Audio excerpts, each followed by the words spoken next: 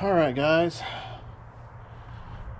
it is 2023 and we have this gorgeous Kansas day actually out here, and can't fish because the smaller lakes all froze back over and the bigger lakes are open but yet not producing.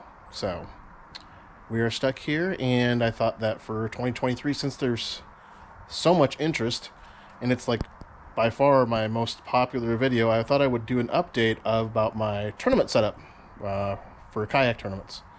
And I did a lot of updates and upgrades after the last video, so let me show you what we got. So oh, don't mind him, that's just Roman, one of my golden retrievers. But again, we are fishing out of 2021 Hobie Outback with a 180 drive with turbo kick-up fins.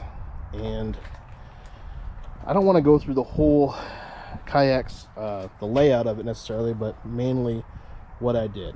We're going to start in the same place we did last time, I guess. So here we are. This is a different net than last time, I believe. I actually I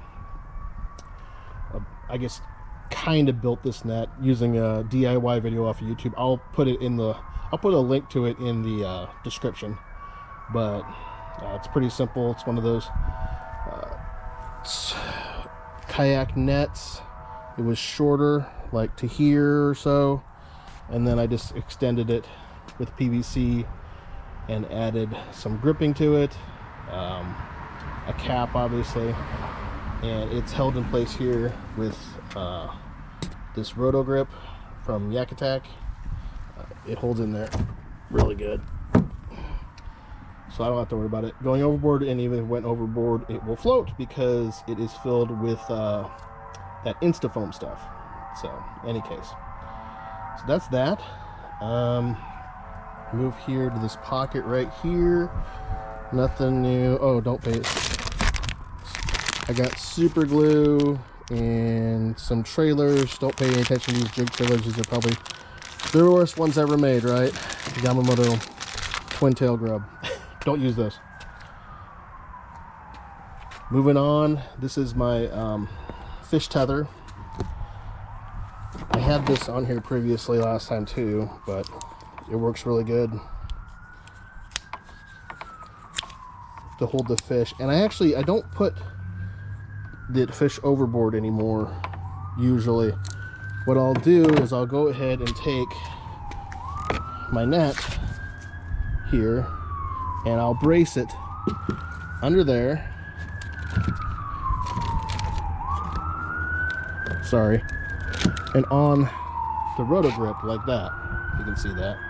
So it's kind of braced on the roto grip, and then it's braced over there. And then the fish can sit in here and see how that doesn't move. So I'll put the hook, I'll still clip him and I'll throw him in there. That's just to make it easy to get him in and out, and I'm not like fiddling around in there with it for him. And then, but that's why he's still in the water, still staying healthy and everything like that, but he's not free to swim around as much, so I don't have to worry about him trying to get off or whatever crazy might happen. It's just a little bit safer in my opinion. So until I can get him actually measured and stuff. Moving along, we'll stop here again. Well, obviously my drive is there. You saw that. It's clipped in over there. There's the hatch stuff that I have in there. Just the same as last time, whether it's bug spray, sunglasses, anything you might need throughout the day quickly, sunscreen. I have my utility box under here again still with all the other things that I might need, whether it's treble hooks, split ring pliers, cloth to clean my sunglasses, markers, so on and so forth. If you notice, there is a lot more room under here now. So the big deal that I did was I put in the Snipe Air Industries riser kit. Super duper easy, and they have a video and everything to walk you through it, so it's no big deal. And it gives you that much more room underneath, which is great for storage, not only, but also it just puts you up a little bit higher. The Outback kind of sits sort of low, especially if you compare it to the PA and some other kayaks, even my Old Town Sportsman 106 I used to have. So it gets you up a little bit higher, make it easier for casting and stuff. But yeah, I highly recommend that kit. So the H-rail upgrade, I put that on here too, obviously. Oh, one note. If you are going to put the seat riser kit in, you have to get these extra... You have to raise this rail a little bit so it fits over the top of this riser. So you need an extra spacer. And Snipe Air Industries sells those too. There's a few other places that sell them as well. But just to raise the rail more. So, but it's still just as secure as it was before. So a little bit of a switch here. I moved the anchor, my dog leash anchor. I know some people definitely advise to move on to something else. This still works for me just right now. I don't use an anchor a ton other than when it's windy. I might try a micro power pole. I might try an anchor wizard and such, but right now this is serves my needs right now. So I've moved it to this side, and I'll show you more about why I did that here in a second. The clip here is tethered to my board, and here's my catch board. Again, this is another Snipe Air Industries product. This is a Catch X board holder, and it just, you know, goes in the rails right there, screws in real tight, doesn't move, and it's pretty easy just to slide back and forth, slide out, and then slide it back in. So really convenient place to keep it, totally out of the way, but totally safe because it's tethered in place, doesn't make noise, everything you would want. Okay, the other thing I did on here with the H rail is that I added this Ram Tough Track. So I'm trying to get my shadow out of here. This Ram Tough Track here, this is here to hold both the eyelet for my anchor system, but also it holds my Ram Tough Pole for my camera. So that is all attached to that track, Ram Tough Track that goes around the rail. And this camera tough pole has been awesome. I really like the fact that I can move it like this. It makes it easier for me to work on things with it. If I need to, now obviously the camera is not up here right now, but if I need to adjust the camera or anything like that, I can do that. I get to it because I can just swing it around all the way around to me if I want. And then obviously swing it back. I can change angles. I can let you guys see a fish a little bit better. Everything. This little bag here is to hold my battery. So I just have a little, you know, boost battery, rechargeable lithium ion battery in there. And, you know, plug it in. Plug this other end of the cord into the camera, and we're good to go. I also have my safety light, DIY safety light on here. This is just a strip of LEDs. It is super bright. I know, you know, a lot of guys do the Yak Tech, whether it's I don't know what the name of the brands are, but the Yak Tech pole with the light and flag and the light and everything integrated. I just don't want to spend that much money. This is like $15 for this like LED strip, guys, and I just put it on my camera pole. This is only the second one that I've gone through. The first one kind of fizzled out because I unmistakably clipped the cord in here, so it broke off. So that was my fault, not the product's fault. So in any case, what else? A lot of stuff to go over that we didn't go over previously. Oh, so let's put this net back. And so Hobie does have these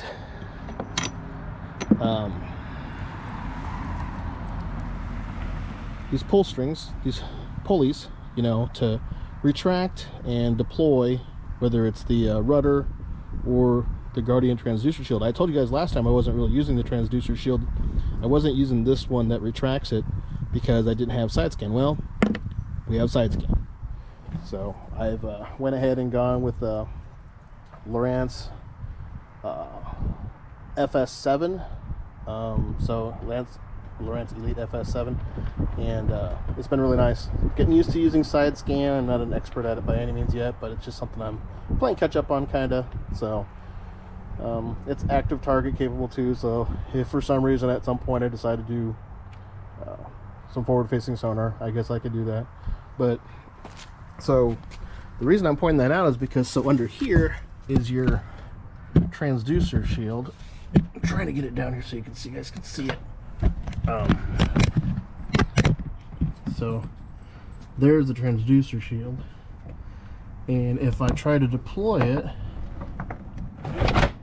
there, you should have seen it come right down, and that makes it so that the side scan works. And I'm not gonna be able to reach it here to pull it back up, but or maybe I will. And so there, it looks like I'm gonna have to tighten one side of it a little bit because it doesn't pull up all the way. It's just it's simple adjustments, just something I'm gonna have to do, looks like. But anyway, works pretty darn slick. I don't know, scupper cart, nothing new with that. I do the tennis ball little deal, half tennis balls on the thing to cushion the scupper holes. I do think it makes a difference. It definitely keeps it from sticking in the holes, so definitely recommend doing that. Alright, tons of stuff. So this is obviously I have the Hobie H crate. I added more rod holders. I can now hold 9 on this side. And then I have one there. And this is for my flag, which I'll probably have to shorten this year because if you look closely you can see where I caught some crankbaits in it, top water, tore out some of the flags, so but hey, it happens. If you're a kayaker, you know, stuff happens. And then I put one rod up there usually. Generally, that rod right there, is almost always my wacky rig, especially in the summertime for follow-up for topwater strikes, mist strikes. So that's that. Other upgrades. Okay, so we got the Yak Attack flag on the back for when I'm trailering, or not trailering, but taking the kayak and transporting the kayak in the truck. No, so people can know this, they have to stay back. This is, I mean, an Outback is 12 feet 9 inches long, guys. So it's, if you have a short bed like mine, you know, you have a full crew cab or whatever, it's going to hang off the back. Now you don't need to get a bed extender to support it. It's fine, but you're going to want to make sure that you have something that lets people know that this sticks out pretty far back behind it. So other upgrades. Okay, yeah, so here we have, I upgraded to the metal rudder. This is once again another one from Snipe Air Industries. You can see that SAI. Super easy to do, super effective. You can see that it's got scraped up a little bit here, but I don't worry about it because it's metal, and it tracks a little better, it turns a little better, especially in the wind. So and it's a little bigger. This is actually the XL version. So, and I'll put Snipe Air Industries link to their website in the description as well, since I got a lot of things from them that have worked out really well. Okay, shown you before, this is where I keep my holder for my rod for when I'm rigging and stuff like that. So it's a really good place for that. It's on my right side. I can do a release on a bait caster really easy with my right thumb and spool off some lines so I can get some you know, get the tension off the hook so I can actually unhook the fish. Back here, showed you this before, this where I keep my plastics. I keep 2 plastic bags. This is most regular plastics.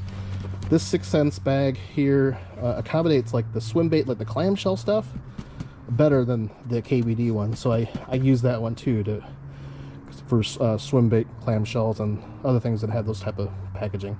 And then this is my lunch bag. It's very simple. It's nothing special, but it actually has the freezing material, the stuff that keeps your stuff cold, built into the liner. And so I just get to throw this thing in the freezer. It freezes it up. I usually throw water in there too. You see a water bottle that's frozen down there probably. And so it freezes that material that's in the liner and it keeps it cold. And it does a good enough job for me. I don't bring a ton of food, so the main thing for me is to make sure I bring water. And for that, I always bring a pretty big hydro flask. So what else? So I put this bag on the back. I can't remember if this is a Yak Attack item or not, a Yak Gear item, but in any case, it's just to hold some odds and ends for me and stuff like that. So that's there. The paddle holder, the paddle I told you I put on this side, and this paddle holder here.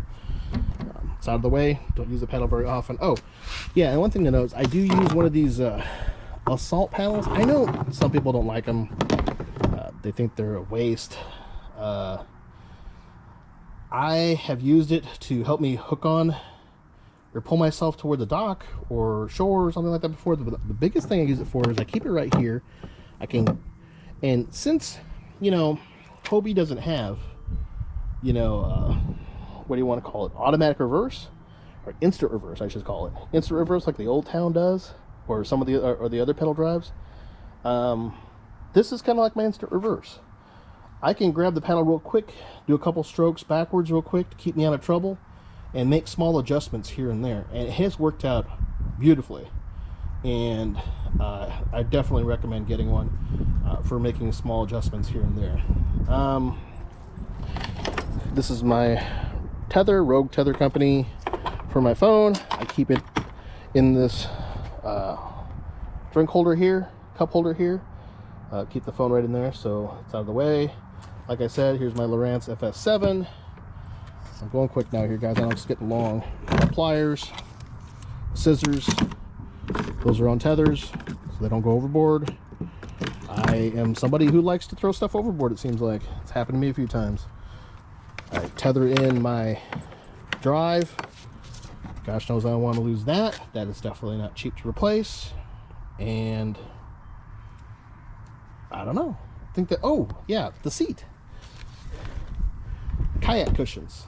Look, guys, the seat on the Outback is great, but the one thing I found is that I didn't like how this material feels on my back. Like this material, this black material here, kind of perforated, kind of scratchy. And I didn't like that, especially if my shirt rode up a little bit or something. So I'm like, well, I'll try some kayak cushions. I got one for the bottom just to start off with, because I wanted to be more comfortable. That was even before I realized that it kind of scratched on my back, on the back cushion. And then when I realized that, I got another one to put in the back, and I got them to match the kayak. Obviously, kayak cushion's awesome. They got a lot of different colors, patterns. They can even do custom stuff for you. But these things are awesome. I don't know if there's other cushions that are better. I have no idea. I know this is what most people use, and they are super comfortable. And honestly, I can't imagine not having them now. So, well, that's about it. I don't know what else. Roman, that's a leaf. You don't have to worry about that, bud. Apparently he's not camera shy. But looking forward to another year in the Hobie Outback. Hoping we have find a lot of big fish again this year, and we can fare a little bit better in the tournaments. So, all right, guys, that's it. Thanks.